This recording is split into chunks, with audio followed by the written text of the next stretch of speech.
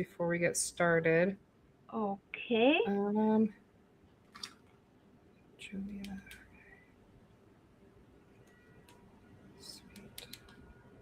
Hi everyone, I'm Julia Fedorova. Welcome to Sweet Art Master Educational Talk. And I'm very happy and honored to have my guest today, Emerlie Ann Miller. She is very talented cake artist, entrepreneur, content creator, an absolutely amazing person. So before we start our conversation, as always, I would like to ask you to support this channel, add your likes, comments, and follow us on social media, of course. And I added link below, New Sugar Rush Academy. Please check out this website. You can find lots of information, and I'm sure you can learn a lot. So welcome. Thank you for your love to our industry, and please tell us about your first step in this industry. For sure. Anyways, thanks for having me on, Julia. It's so nice to see you again. You know, you've judged some competitions that I've been in, so we can talk about that in a minute. But I am Emerlie Ann Miller, and I own Neo Sugar Rush. I previously was My Sugar Rush, but I have changed to Neo Sugar Rush. So that is my brand, and under that, I have Neo Sugar Academy that I just launched, as well as Haute Sugar Collective, which is my own podcast as well, and a monthly newsletter. And you know, I've been a content creator for quite a few years. I've had to take a little bit of a break, but I am back on the horse. And so you're going to be seeing a lot of creative, fun content as well as educational content. And yeah, you're going to be seeing a lot from me. It's absolutely amazing news. And I know you, I saw a lot of your work, and in you in this industry like more than 10 years. Yes. So and you competed a lot in competitions and on TV. So what, from your opinion, on your opinion, like what is a more difficult to do, like real competition or TV competition? Definitely the TV competition. I've done a lot of local competitions. I have a showpiece behind me from That Takes the Cake, where I drove, I think, over 20 hours to get to Texas from Utah, and I still have my showpiece. But and then I have one right here for the Sugar Artists of Utah show. So I've done a lot of local competitions, but I've also been on almost 20 episodes of TV at this point on different Food Network shows. You know, I've been on. I don't know if this is a place to list all of them, but I'll just kind of list the shows I've been on. I was on Food Network's Santa's Baking Blizzard. I was on Holiday Wars. I was on The Big Bake. And I've been on the last 3 seasons of Halloween Wars. So TV competitions are always way harder because you don't have weeks or months to plan out your showpiece, to, you know, work on it in the silence and the peace of your own kitchen. Instead, you're thrown into in a chaotic environment. If it's the war shows you're talking about, then I have been with teammates who I have never met before. You don't apply with a team on those ones. You are assigned a team, and it's strangers. So you're getting to know these people. You are running on 0 sleep. You're doing episodes back to back. You're pulling these designs right out of your head.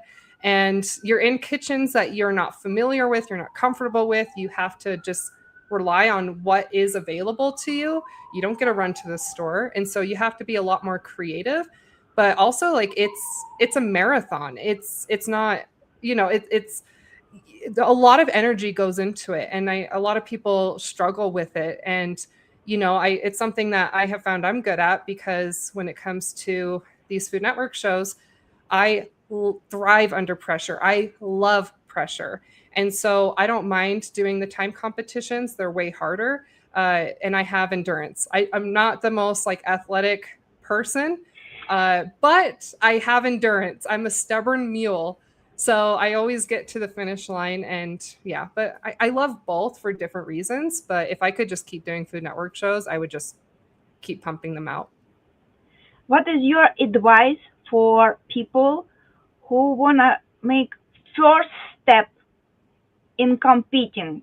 First of all, in real competition, what is your advice for people who just afraid to be judged, for example? Okay. You kind of just have to do it. There's not a lot of great advice there. You just have to do it and find out if it's something that you like doing.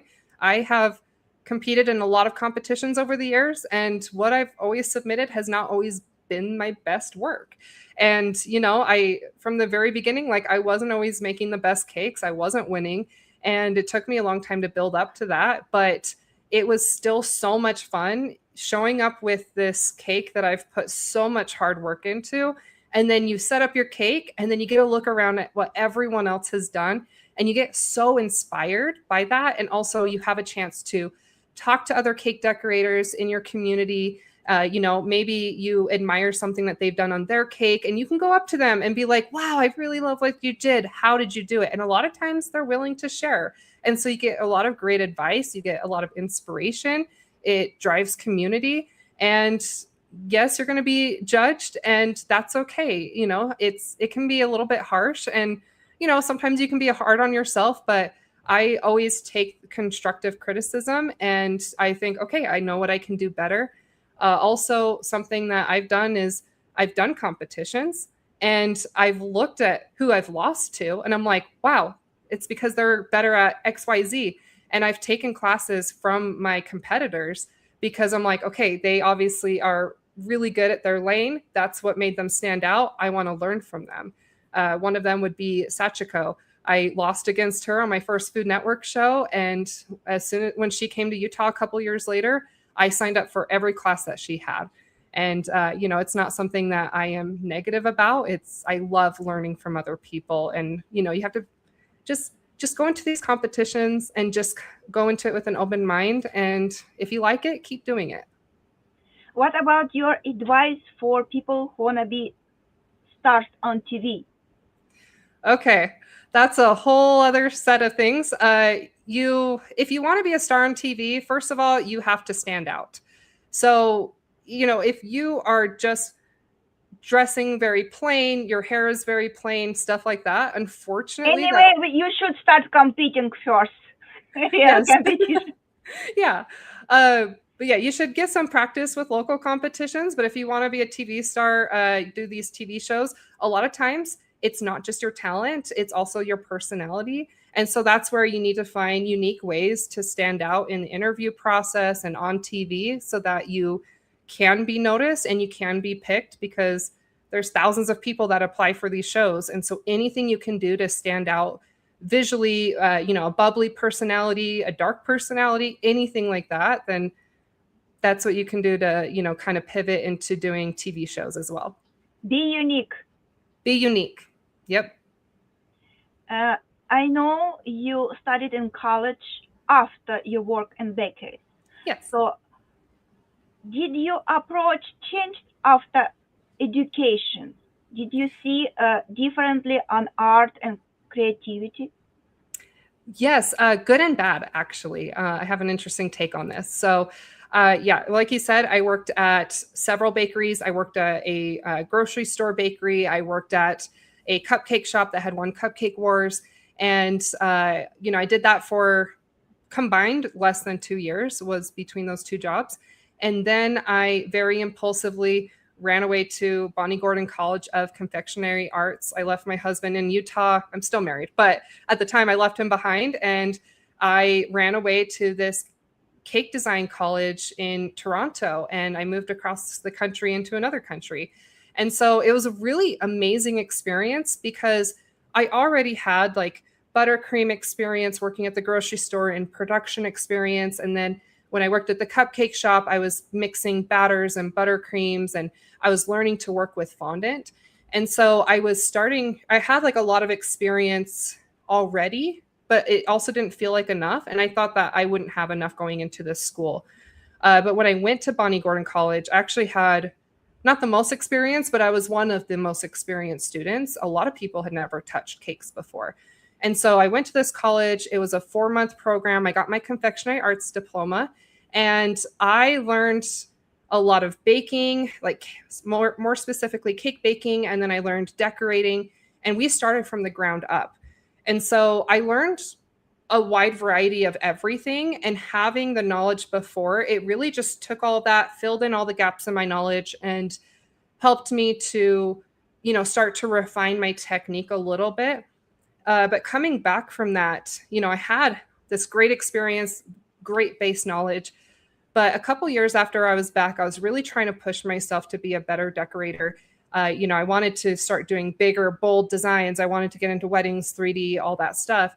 And I had a friend of mine, Aubrey, a local friend of mine, Aubrey, and she didn't have that education. She didn't have as much experience. She'd never worked in a bakery, but she had the best cakes I've ever seen. And they were just these adorable, like little themed cakes, but she would have things flying off the cake. She had like so many really cool out of the box designs. And I would get so frustrated because I'm like, why can't I make my cakes look like hers? And it really pushed me to expand what I could do. But what I found, and we talked about it quite a bit, was I found that going to school actually put me in a box. I was like, I can't do that. I can't have things flying off the cake. That's breaking the rules. And so it took several years to take what I learned as an artist at that school and start to break those rules. A good artist, they follow the rules of art, but an amazing artist, they break the rules of art because they know it. But it took me several years after that to start to break out of that box and start doing more unique designs. It's a very interesting experience, and I think from few years you just adjusted everything and make the system works for you. Just like you took the best part from both your work experience and educational experience, and you just like when you understand how to learn and make a decision based on your learning and knowledge. I think it's very important, and I think like your college pushed you to think out of box because you had a box and it pushed you think out. Yes. And thank God for your experience, and you now you sharing the experience with people, and again you work very hard, and you not afraid to speak about your burnouts and times of the business and overwhelming, and just I would like to ask you to share with people main advice from you how to prevent be overwhelmed, manage your personal life, your business life, your creative life. We have lots of lives like cats. Yes. Burnout is something that I love talking about because it's been such a hard thing that I've had to deal with over the years. So I was running my own wedding cake business for many years, and I was regularly pushing 80 to 100 plus hour work weeks every single week. I was pulling multiple all-nighters every week, and I was doing way too many cake orders. And I always thought about burnout, but I thought I was fine. You think it's not going to happen to you. And I just continued to overdo it. And I would just completely shut down after, pulling these all-nighters. I'd have to go deliver these wedding cakes. My mom, my husband, different family members sometimes would offer to drive me because they're like, you've been awake for 36 hours. I'll drive you. And then they would drive me to the wedding. I'd set up the cake, and then I would sleep on the way home. Or if I drove myself, like I would take a nap in the parking lot before leaving because I was just overdoing it. And I have a lot of reasons for that. I just was really pushing myself. I was trying to shove like 20 years of experience into 5 years. I was very determined and not in a healthy way. And so I want to help other people to be aware of burnout and to not overdo it like I did. I thought I was safe. I thought that I would know when to stop. Unfortunately, as I was pushing myself so much throughout those years, then my personal life took a toll on me. My health went down. I had a lot of stuff with my family happen the last couple of years, and that's what actually led to the burnout. And so I set myself up for failure when not just with my business, that set me up to then go into burnout. And unfortunately, at that point, it was out of my control when my health went down and all of that. And I only just now have recently realized that my health issues that I've had the last couple years is because of that burnout. My nervous system is completely shot. So I think those years of overworking myself has given me, health issues. I had parosmia from COVID. It's a distorted sense of smell and taste. And I've also had shingles the last couple years. I'm too young to have shingles, but I did. And so, yeah, I've just been dealing with a lot of health issues and brain fog and just my body being so lethargic and not wanting to function. And so burnout really just takes a huge toll on your body. And so that's something that I want to advocate for and make sure that people are not doing that to themselves, because life can also happen. And so you need to make sure that you're balancing all of that. I can't remember if I answered all your questions there or if I was supposed to segue into something else. No, everything okay. So you stopped to taking the orders of wedding cakes, right? And Yes. you start to create your academy. Uh, your first step to creation your contact. What inspired you to do it? I would say there's a lot of things. So I did wedding cakes for many years. What stopped me was when I developed parosmia. I was considered a COVID long hauler. So because of COVID, I developed parosmia. I got a distorted sense of smell and taste. Everything smelled and tasted like rotting dead animals. And so it completely destroyed my health. I was living off of bread, sugar, dairy for a year and a half. And I dropped a ton of weight. And unfortunately, I almost dropped a few wedding cakes. And so I had to completely stop doing wedding cakes. And so I pivoted into content a little bit before that, as well as after that. So in 2020, when the pandemic first started, I immediately was like, what can I do? YouTube. And then I tried to go back into wedding cakes. And then the following summer, I tried to do wedding cakes. And that's when I started almost dropping wedding cakes because my health was declining. And so I fell back onto content creation. I tried to go back to YouTube. Unfortunately, I couldn't handle YouTube. I had severe brain fog from being malnourished, and I would sit in front of the computer for hours every single day trying to focus on video editing. And I could not bring myself to focus on anything. I would just stare. I would lose hours in a day, and I'm like, where did my day go? Like, it really, really messed with my brain. And so this has been going on the last couple years where I've been trying to come back from parosmia. I dealt with that for a year and a half. It took me another 8 months after I got a miracle cure for that I started getting my nutrition back up and I started feeling like myself again. And I've been slowly trying to work on this idea of having an online academy. I almost launched one with my sister and then she backed out. And then I tried to launch another one at SoFlo 2 years ago. And then I came back from SoFlo and realized this is not what I want to do. The online academy is supposed to be a monthly membership with multiple tiers. And I realized that I didn't like the structure of it and that I could do it better. And so I dismantled it and I rebuilt it again. And I've been working on it for literally years. But, I've taught a wedding cake masterclass in my kitchen for a couple years. I used to teach a 5-day wedding cake masterclass. I'd take on 3 students at a time.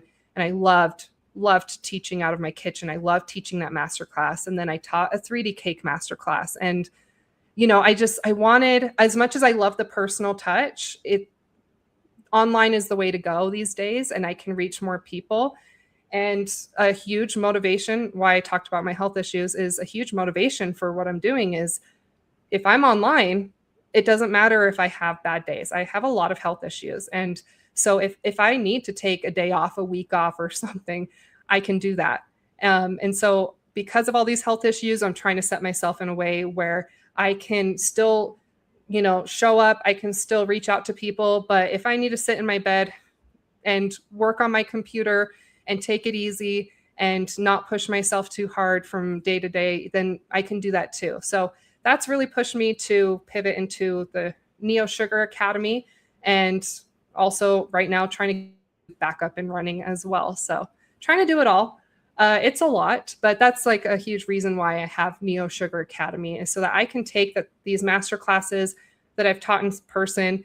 And, it's been so fun to work with these students one-on-one and see them go on to run amazing businesses, and realizing that I can reach more people. I can, give more advice. I've been making all these printable guides and things and helping people learn cakes from the bottom up. From your experience, because you know about making cakes, selling cakes, about social media, what is the most important part of education right now for people in our industry, especially? What they need to know more about social media, about selling, about accounting, about creating? What is your opinion? That's hard. There's a lot going on with social media. Even I still have hard time keeping up with everything with social media, and I'm trying to make this my full-time job. So I understand it's hard if you're just want to be an artist and you're just trying to sell to clients and you think that you have to show up on camera and perform for people and post consistently. That is a huge issue, and I understand that can be very difficult. But a lot of things that people could be doing or learning about is how to make themselves more discoverable online so that they're not having to post consistently. So something that a huge thing that I talk about a lot, but I see all the time, I think about a lot, is people need to update their bios. They need to update their handles. They need to, or the name line on their Instagram. They need to update their bios, because people can't discover you if you're not being strategic with, using the right words. So for example, if I look up Utah custom cakes on Instagram, very few people show up under Utah custom cakes. And so you need to be updating those things. Most people in this industry have not done that. And so you need to update that so that if someone is searching, they can find you, which is going to make life so much easier. And then using the right words that people are going to be searching for, as well as updating your bios, because for example, Instagram now has an AI search feature. So you don't just have to type in keywords. You can also type in who is the best for this, or where can I find this? And so the AI search feature needs to look at the keywords that you're using, look at the language you're using, so that they can recommend things to other people. So, little things like that, people need to, in this industry, if you do that, you will have a lot more people banging down your door to get cakes from you. They will discover your content. Also, in this last year, TikTok and Instagram, your bios, your descriptions on your posts, all of that is now discoverable outside of those platforms, and they're discoverable on Google and other search engines as well. So if someone's searching for Utah custom cakes on Google, then they can also discover you if you're with what you're putting in your descriptions. And that alone is going to bypass the need to show up on camera all the time. There's a lot of other things you can do, but yeah, keeping up with the trends and all of that it's hard. I don't actually recommend that as a strategy if you're trying to sell custom cakes. It really depends on what you're trying to do out there. If you're trying to sell custom cakes, you should look at some of these creators who show behind the scenes of them working on the different cake orders that are going out the door. And, some of those people are performing the best. So they're not doing the silly, lip syncing videos. They're not trying to show up that way. They're just trying to get people to fall in love with them as an artist, see their process. And it's more of having a connection with your clients. And those are the people blowing up right now with custom cakes. As far as content goes, this is a loaded answer. As far as content goes, you need to stand out. Your strategy is going to be completely different. That is where I maybe would recommend the lip syncing videos, the relatable videos, and all of that. And trying to find a way to stand out online, like how I do edible photo shoots, edible props. There's a lot of other people finding ways to stand out online, because as a content creator, you're just trying to get anyone to look at you from around the world, not just, are they going to order a cake from me locally? So it doesn't matter if they can really find you. It's a matter of, can I get the algorithm to push me in front of other people? So the strategies are completely different depending on which lane you're going in. Speaking about edible photo shoots, I love this idea. Tell Thank us you. more about and how you came up with the idea. Oh, I have a lot of ideas. I'm full of them. So yeah, I've had that idea for many, many years. I used to put sticky notes all over a wall in my bedroom, and I would just brainstorm, I can do for content. I've been doing this since 2020 when I first started my YouTube channel, and I was trying to figure out what should go on my YouTube channel. And I had just had all of these ideas just plastered on my wall. But I wouldn't always pay attention to that. And like I said, I've kind of been off and on with trying to do YouTube. But when my health declined a couple years ago with parosmia, and I wasn't able to focus on anything, like my brain fog was so severe. I just remember being so desperate where it's like, okay, I can't do wedding cakes, I can't do content, long form content. I was like, what can I do? I like my health was crippling. I was really struggling mentally, physically, everything. And I just remember being in a moment of desperation and always trying to find like a way out of these things. And I pivot a lot in my life. And so I'm like, okay, what can I do? Because I still want to do cakes. And so I remember looking at my wall of ideas that I wasn't paying a lot of attention to. And I just remember staring at edible props and I'm like, yes, I want to do edible. And that might be the way to go. And so that's where I first started doing edible props. It was a way to fall back in love with cakes because I was burnt out. And it really did help me to fall back in love with cake decorating and finding a connection with it again. But it was also something that my body could handle. Instead of trying to do multiple cakes a week and getting them out the door and hitting all these deadlines, instead, I could do something like a hyper realistic prop that you can interact with. It was more fun. It helped, I was back in the playground of what can I do and how do I pull this off and the creativity that goes behind it. And so I started doing these edible props, and then I found a photographer who wanted to do this series with me, and we started doing edible photo shoots together. I have one edible props is my strawberry potted plant. I have it right here. This is not the original one. I remade it. But yeah, like I made this strawberry potted plant, and it was a lot easier for me to handle. It was a lot less energy. It was only when I needed to pull off some energy, and then I could take a break after. And so I started doing these props. And very shortly after I did this strawberry potted plant, I had edited the video. I was going to post it online. I had it saved in my drafts. And Is It Cake season 1 came out. And it was like blowing up online, the hyper realistic cakes. And so I pulled up that draft and I'm like, great. And I just did a voiceover about, hey, like, Is It Cake? You should bring me on to season 2. And I put it with this video that I had already edited, and that blew up. That went close to viral and almost 1 million views. But yeah, so I continued that series because it is always good to go with the trends. It was a way for me to stand out. A lot of people do these hyper realistic cakes. It was already trend before that, thanks to Natalie Sidesurf. But most of these videos of hyper realistic cakes it's always someone with a knife and they cut into it, and everyone's doing the same thing. And I'm like, no, let's get these cakes off of the cake boards. Let's get them off of the white table. I want to interact with it. I want a teapot that pours water. I want, something that I can, mess with and hold it from different Again, angles. thinking out of the box. Yes, exactly. And everyone's doing hyper realistic cakes, but it was a way to think outside the box, like you said. Yeah. So that's why I've been doing it. And it's helped me to stand out, but it's helped me to love cakes again. So you work a lot with pictures, and your advice and you see a lot on Instagram, on Facebook, and as professional, you see mistakes. So what is a common mistake our people do and how to prevent them? Sorry, I'm not sure if I understand the question. The mistakes with photography? Yeah. Okay. Not good lighting, I would say, is one of them, or not the best angles, or not playing around with different angles, maybe. So personally, like when I do a lot of my best wedding cakes and things are from style shoots. I used to do that a lot before doing wedding cakes. And that's how I would get the best photos of my work.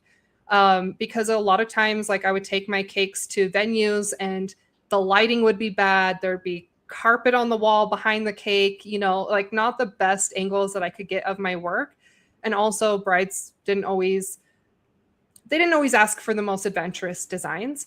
And so, yeah, like I would do these style shoots so that I could get the best lighting. I can get a professional photographer and I can get good angles of my cakes. And so that was a great way to build my portfolio. I'm trying to think of other things. Yeah, but like having good lighting. I live in a basement. I don't have natural lighting. So I know that's a struggle.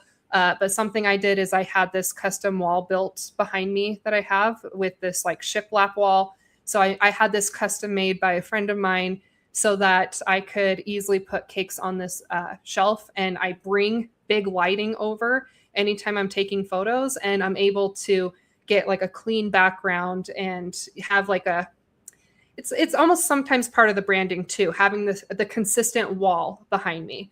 And anytime I post my photos, people immediately would know, oh, I know that's your cake because you've got the shiplap wall, and it's always the same kind of angles. And also show different angles, show close-up shots of your cakes. So that's something, don't just have like one shot of your cake when you do get your photos, but also having close-up shots. Like you've spent hours on the tiniest little details, show it off. So that way you can have multiple photos of the same cake. You can post a carousel instead of one static photo. And that's a great way to fix your photography a little bit and also think more strategically with your photos. What it's first step. What people should invest to in some backgrounds, some equipment? What do you recommend to buy for start? Not just for photography, using just for fun, just for not using just fun. Add some luxury to pictures. You need the backgrounds, you need lighting. What do you recommend to buy? Yeah, it's really hard. I will say most of my career I've just used my phone. So if that's all you can get right now, then invest in a slightly better phone than you maybe would have. So phone, it's enough for now. It is enough. Like, and back then I was doing it with a much crappier camera, but the phones nowadays are incredible. So utilize what you do currently have. Don't think that it needs to be any better. But I'll get into the other things in a second, but the phones are amazing right now. So I buy like the best phone I can. I have 500 gigabytes of storage on my phone. What I love about my phone specifically is that I have a stylus on my phone, so I can write notes, but also this is a remote for my camera. So I love pulling this out when I'm with friends and we're taking selfies or something, and they're like, "What the heck is that?" But I have this little stylus and I have a button, and I can control my camera. I can switch from photo to video. I can flip from selfie mode to the back camera, and I can click it and I can turn on and off my video. I can take pictures with it. And so this right here, if you can invest in a slightly better phone, if that's all you have a budget for, and look at what you have out there. So I love my phone. I still use it for a lot of things, for video, for all sorts of things. As I've transitioned into specifically content creation and especially having to record tutorials, that's where I've invested in more equipment, and that can add up. I think a couple years ago I invested $4,000 all at one time just to upgrade my setup. But if you are balling on a budget, you don't have a lot of money to invest in it, then get a really good camera and good lighting. So I have all sorts of lights, but just get like some good lighting. Even if it's just a ring light, that's what I did for many years, a ring light that I could use for selfies and, video and stuff. But I also sometimes used the ring light and I would scoot it up next to my cake, and that's how I would get my photos. So ring light, and if you need to, get like a slightly better camera, especially if you want to record more strategic content and you want better quality. And if you don't have a phone that has 500 gigabytes, which I still max out all the time, so it helps to have a good camera. I think I have ZV E10 or something. I don't remember what my cameras are, but I have one that's really expensive, and then I have one that is in the middle. And so, you don't need a lot of options, and, maybe just start with a slightly better camera and then eventually upgrade to another one. This year, Sweet Art Master Cake competition is online. And please provide your advice for people who will compete, and they need to provide pictures and video as well. So Oh, your yeah. advice for competitors, the short version, how Yeah. they can manage and provide the best of the best. Quick question with the competition. Are you asking for progress shots or final shots? Both. Both. Okay. Um, I don't know. I would say just use what you have on hand and have a good clean background and have at least one dedicated light that you can, use. But get like a tripod, a selfie stick for your phone, and that way you can get better angles. I have multiple tripods and things to pop out from, but if you can get one, even if it's just your phone, they have so many tripods out there that are collapsible, but they can be full size. And that's how you're going to get better angles of your work versus having a phone that's off to the side and propped up against a stack of books. And that way you can get better shots of that and show your progress better. Thank you about the pictures, and let's talk about reels and shorts and video content. Sure. Your advice for people to make it high quality and not so time consuming. It is time consuming, unfortunately. And, I would say have a combination of ideas that you can put out there. I have a lot of ideas that people will be seeing more of, but some of my series are to be low effort and some are high effort. So don't think that everything has to be the highest of effort. You could have satisfying videos. If you're specifically going into content creation, you could do a series that are just satisfying videos where you're just repeating the same kind of idea. You can have, maybe you're doing the trending audio, and you're just lip syncing and then you're putting text over the top. That's very simple. You can bust those out. You don't always need props to go with it. And then you can do, personally, what I like to do, I don't always like talking head videos, talking directly to the camera, especially when I'm in the moment. When I'm working on a cake, I look like trash. I don't look good. And so, I just get quick B-roll. B-roll is just like very short clips. And so sometimes I'll be working on a cake, I'll pull out my phone and I'll just get like one little shot. Like I'll pick up the paintbrush, act like I'm painting, and then I put the phone back away. And that way you don't have as much to edit later. So if you're very strategic with what you're recording, then you won't be sitting on hundreds of gigabytes of, hour-long videos that you have to go through and scrape and find all the actual action shots or the progress shots of what you're working on.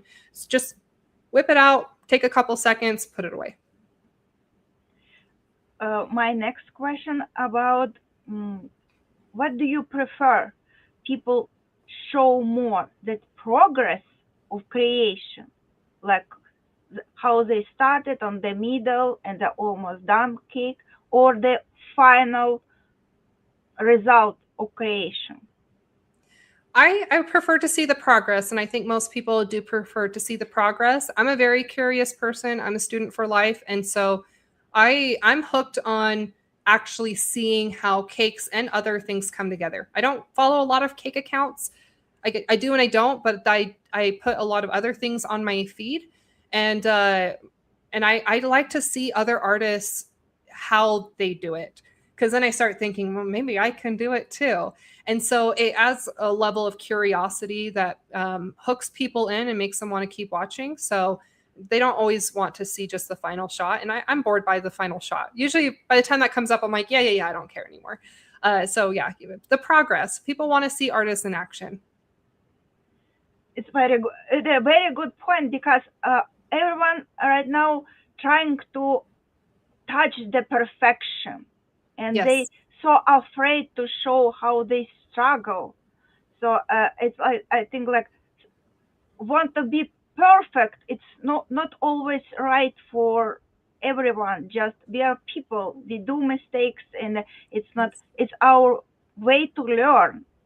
And just share your mistake. Maybe people will tell you like thank you for this because we learn from. And Yeah.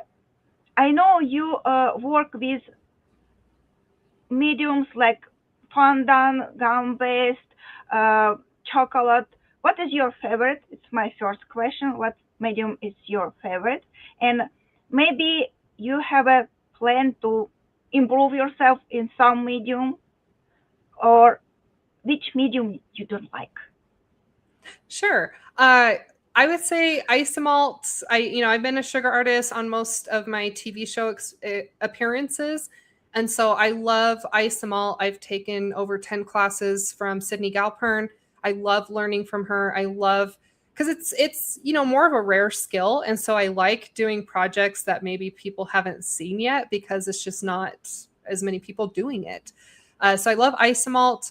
I want to get better at chocolate sculpting. I took a workshop from Amari Gouchon a couple years ago down in Vegas, and I learned how to sculpt with dark chocolate. And so I want to do more chocolate sculpting. I've been able to play with it a little bit, but it's expensive to keep up with for sure.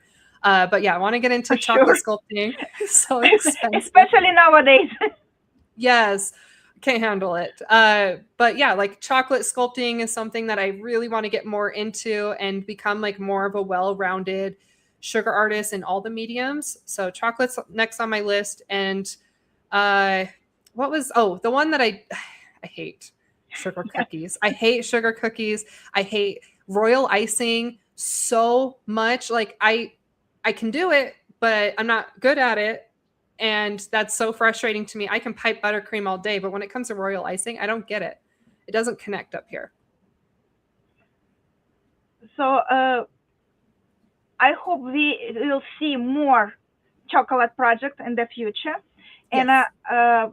my next question about your favorite project so far. What is your so you're so love and so proud of? Sure. So I've done a lot of different projects. I've done a lot of different collaborations, but one of my absolute favorites was 2 years ago, the last year that SoFlo Cake and Candy Expo existed.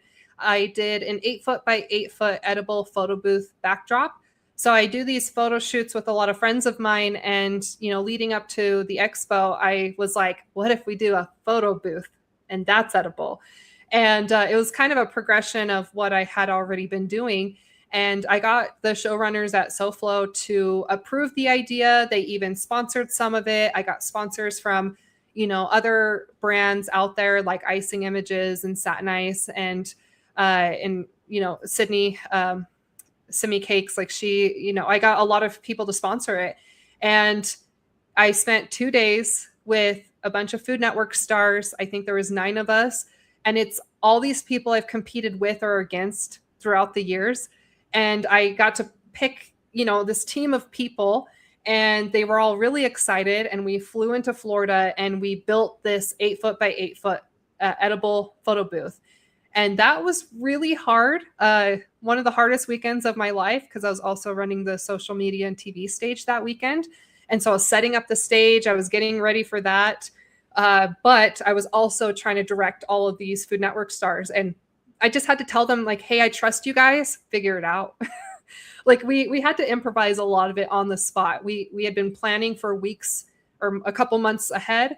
I had a very short time to pull it off, but we were doing like weekly Zoom meetings, and I was sketching out the idea in my garage on the wall, and I was measuring things out, and I just had to assign different it was ocean animals, and I had to assign different ocean animals to each person and say, okay, figure this out, build your own structure. We'll figure out how to attach it to the backboard.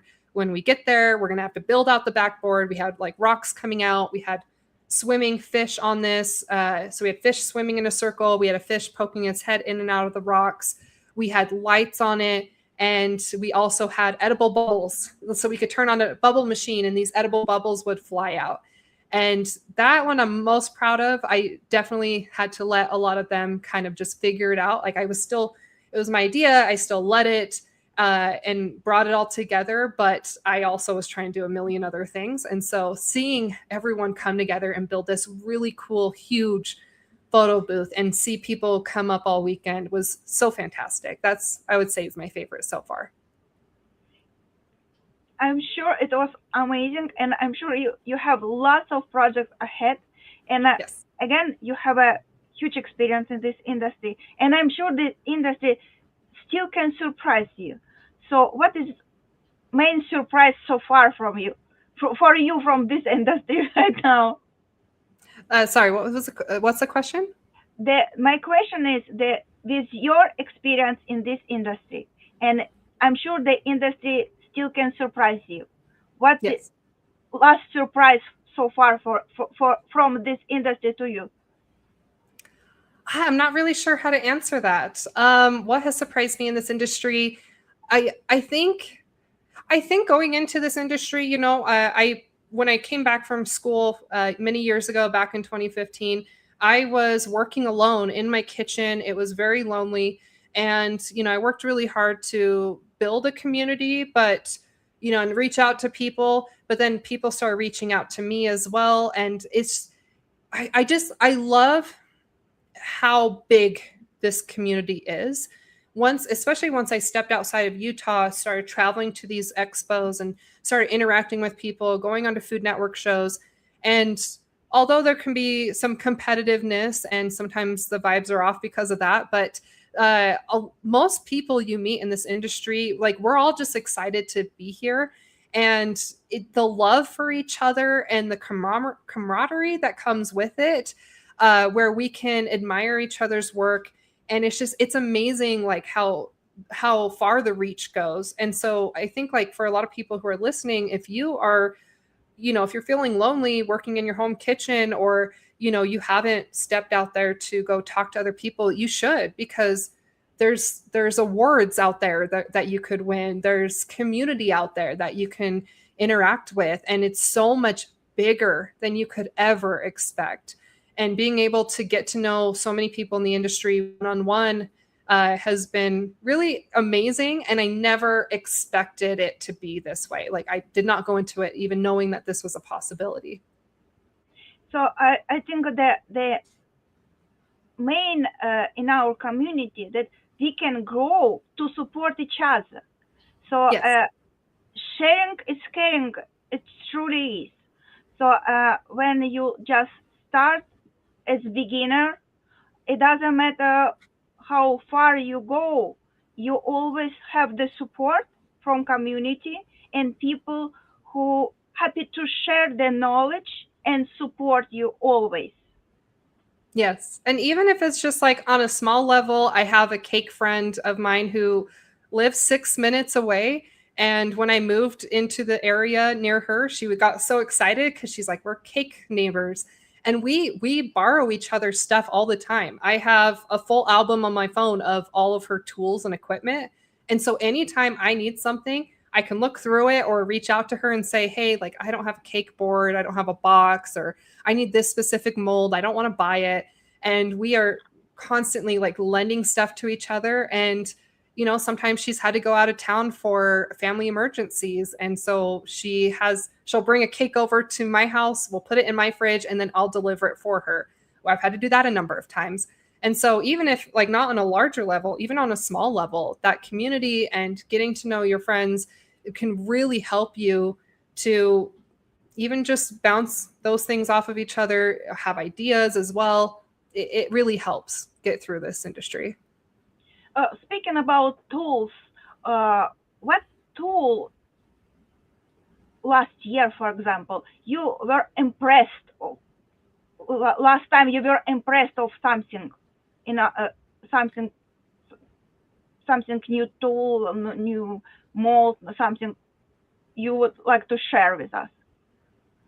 I'm trying to think what's off the top of my head. I love airbrush machines, but in something more recent, I've never tried them, but I love the frost forms. The like where you can just like wrap a cake in plastic and then you can just like melt your buttercream down a little bit and pour it over your cake. I've never tried it, but I'm like, man, that's so nice. I love that. I'm very impressed by that and how that works. So I think that I guess that's my answer. Yeah, I saw them, never tried, but I've heard that they know better. Yeah. So, like, I would like to ask you about your plans uh, for next year, next 5 years, and your plans like educator, like artist, and personal level, if you can share us with us. Sure. Okay. So as far as my business and my personal, me as an artist, I'm trying to grow both online. So I want to grow as like a TV personality, online personality, an ADHD entrepreneur, a style maker, artist, whatever. So I did separate my business from my personal account, and I'm going to be trying to grow both, talking about the cake industry, but also more of like my personal life, showing that online. And then Neo Sugar Rush, that's going to be my huge thing for many, many years. I'm trying to focus and put all my energy into Neo Sugar Rush. I have my new website now. I want to get more into content creation. I currently have launched with the 3D Cake Masterclass. That's my first launch. I eventually want to build that out and then also launch a wedding cake masterclass. I love talking about wedding cakes. I want to do like a cupcake masterclass. I want to do, a monthly membership. I want to do a la carte classes, not just for myself, but other instructors who maybe want to sell their tutorials on my website. And so I want it to be like a hub to have all of these different classes that you can buy into. And you can start with the membership, and then eventually you can choose if you want to branch off into 3D cakes or wedding cakes, because people tend to branch into one direction. And so that's going to be my goal for 5-10 years. I've built it in a sense, or I built it in a way where it can keep growing. I can keep adding digital downloads. I can keep adding classes, and you can bundle things together, what have you. Right now, it's just the 3D Cake Masterclass on Neo Sugar Academy, but it's going to keep growing. So that's going to take a lot of my attention. But I am also going to be growing out my YouTube channel, and that's going to be a lot of energy. But the YouTube channel will feed into my website. And with the YouTube channel, I've been doing, adding my podcast episodes there. I have been I'm catching up on 15 terabytes of backed up footage right now, because I've taken a break for the last couple of years to deal with my family life that has been a little bit chaotic. But yeah, like I'm trying to catch up on all this content. So you're going to be seeing a lot of fun content, like big, large builds on my YouTube channel, and these really cool ideas I have. And I have more ideas. So the photo shoots are just the beginning, and I'm going to be expanding into more fun content, showing people a way to think outside the box in more ways. And we get paid to play with our food, and I want to get real weird with it. So you'll be seeing fun content, educational content, story content, stuff like that. And as far as my own life, I don't know. I'm working on it. I'm still figuring that out, but maybe I'll have kids eventually. It's a good idea. Yeah, maybe. I'm getting to the point where I should probably think about it. I'm getting old enough that I need to start having kids. And you will have experience with holiday cakes a lot. Yes, absolutely. I know you have a opinion on collaboration and competition. Tell us more about. So collaboration versus competition, you mean? Yes. Yes. I've really been big on collaboration. I love competition. I love, that drives us to be better. But collaboration is something that I've been pushing for many, many years. Back, I think 2016, I started hosting monthly dinners for local Utahns in my industry, and building up a local Facebook group for cakers and bakers. And I love that community that we've built and having fun together. So and it's helped all of us. I remember when I first started this, a lot of people were charging like $3-4 a slice for a cake. I remember someone was charging $4.50 a cake, and I was or for a slice of cake, and I was like, $4.50? Wow, that's a lot of money. Like I can charge more. And so like and so I raised my price to 450. And so that was like shocking for me back in 2016, 2017. But because we've built this like large community in Utah and got cake decorators to start talking to each other and all this stuff, the price has gone up. And it's not because we're trying to drive the price up, it's because that open communication helps everybody. I've shared my pricing and I've shared my flavors with people and, helping them with contracts and all that stuff. Like a lot of people around me have the same looking pricing menu. Like they all look the same. But I'm glad that people were able to better their business because we weren't closed off. And so community is huge. It's helped all of us to earn more money. I think the average around here is $6 to $8 a slice now. So it's basically doubled at this point. And I'm so proud of how much the community has grown. We've also, I used to host like once a year, I did a cake tasting demo party at my house, and we would do free demos and we would taste each other's cakes and we would go around and we would just like load up cake slices onto a plate and we would try each other's cakes. And because of that, it was instead of trying to hoard cake orders, a lot of times it was like, oh, well, I can't do this cake order, but this person has a really delicious cake. I highly recommend them. And so it helped people to start recommending cake orders to each other and sharing clients. So I'm very big on community, on, actually communicating with each other. And it's good to have a little healthy competition in there as well. But at the end, still respect and love each other's work. My question, can you encourage young generation to join our community? Like if they think about be bakers and cake decorators, tell them welcome and tell them more that we welcome them and love them and will support them anyway. Yeah, absolutely. We need the younger generation to come in. It's inevitable, but we highly encourage people to join in because younger generation will always improve on things. They start to look at things outside the box or they modernize things, and it's always good to, still hold true to the value that's in our community, as well as the core values that we have, as well as what can we do to modernize things and bring it into the new world. Especially with content creation and everyone trying to live online. We need those tech savvy young people to come in and help us all to figure out how to do it. So yeah, it's always good. We need more people to come in and replenish people who are leaving the industry or people who retire or kind of phase out. And so we need people to come and join us and have fun with us. My final question. Thank you so much for your time and your piece of advice for people who will compete this year in Street Art Master Cake competition. Your advice to them. Yes, if you're going to compete in the Sweet Art Master competition, right? I'm saying that right? Cake competition, yeah. Okay. So if you're looking to compete in this, then I highly encourage it. Even if you don't think you're ready, absolutely do it. There's been showpieces, ideas that I've had where I didn't think I was ready for it.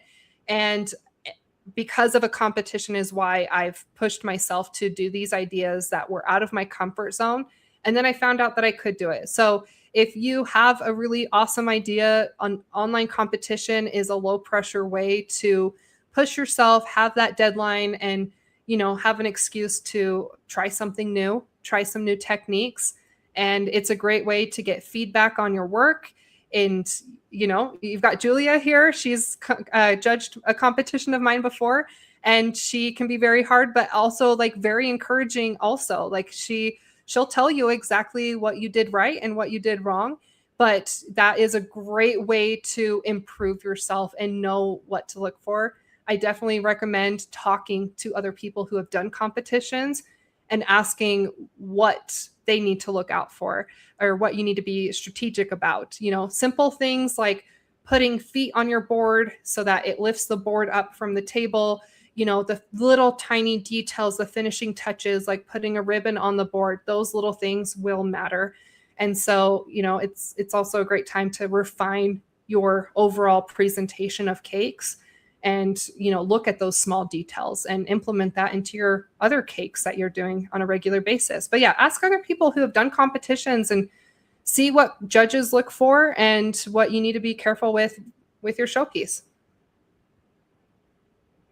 Thank you so much for your time, for your opinion, for your experience, for your love and sharing your craft.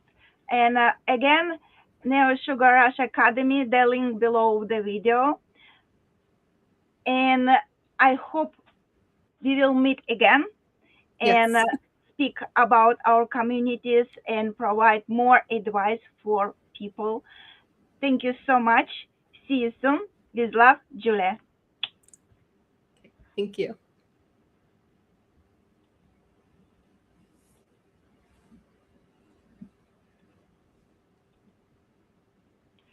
Thank you so